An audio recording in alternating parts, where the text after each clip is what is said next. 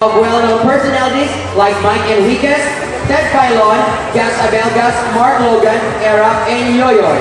So let's all welcome him to the stage from the City Service Department, Mr. Edwin Linsad.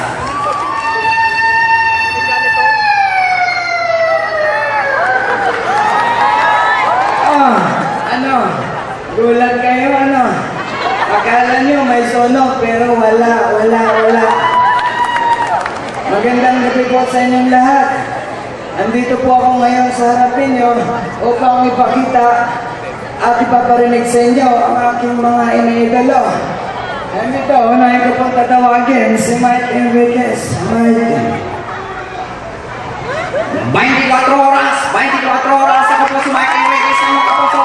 Ito po ang investigador, walang kinikilingan, walang pinuputiktahan, servisyo po lamang. Headlines bukas ngayon ng broadcast. Good news mga kapuso, isang bata nalunod na tagpuan pa sa pipit na gura. Ulang nakapatay, nagdilim raw ang kanyang paningin. Tendera ng soka, tinoyo. Buntis, sinaksak, pitos na kaiwas. Pero nagsampa ng kaso, binasura. Ito po ang mga balitang walang katotohanan. Kwento mo lamang. Hanggat may numalya, hanggat may nangyari, hanggat may napi, hindi namin kayo tatantanan. Ang susunod naman po natin tatawagin si Ted Filon. Ted. Sa ulo ng mga nagbabagang balita, dating Pangulong Era Estrada, hindi na araw ba tatakbo pagkapangulo sa 2010? Basko gustiro niya ang tatakbo pagkabarangay tanod sa kanilang lugar. Ayon sa pagbabalik ng TV Patrol Hall. Tungayin naman po natin ang kasunod, si Gas Abelgas na wala pang gas-gas. Ito na. Hating tungayan. Tingnan mo ang dahilan ng pagkamatay ng isang tubero. Ang dakwaan sa mga ito. Masunod-sunod na kawan. Sino-sino ang salarin sa pagpasalang sa biktima? Ano ang motibo? Ating alamin at ating siyasapin sa pagbabalik ng SOCO, Scene of the Crime Operative, Gas Abelgas, Patrol ng Pilipino.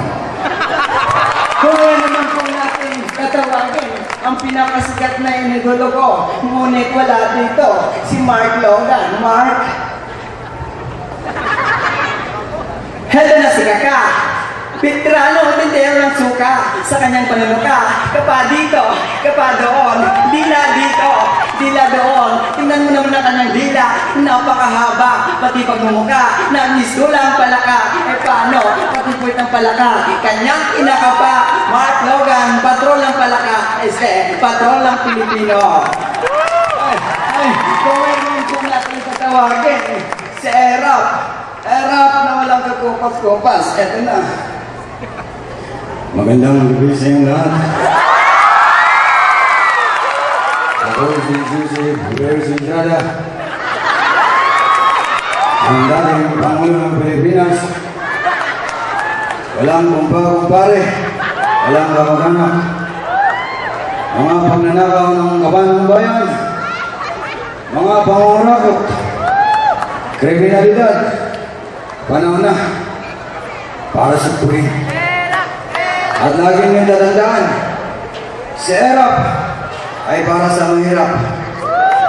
Muli natin ibalik ang alamat ng masa. Magandang gabi at mabuhay kayong lahat. Andali!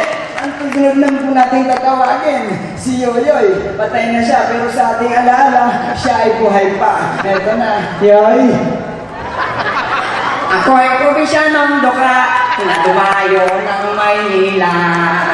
Ang lagi kang palaran, isang kahit isang tuka. Ang unang kong trabaho'y hanggang nakakahinga. Ang sambay ko'y naluma, namumulot ng kandila. At dyan ako ay umasenso sa kandilang inipon ko. Binenta ko sa Binondo ng bininante di 8 ang kilo. Kaya hirap pala ng negosyo na pinupulong sa may sementeryo. Ang naging bahay kong bungalo ay daging dinadalo ng multo. Aray!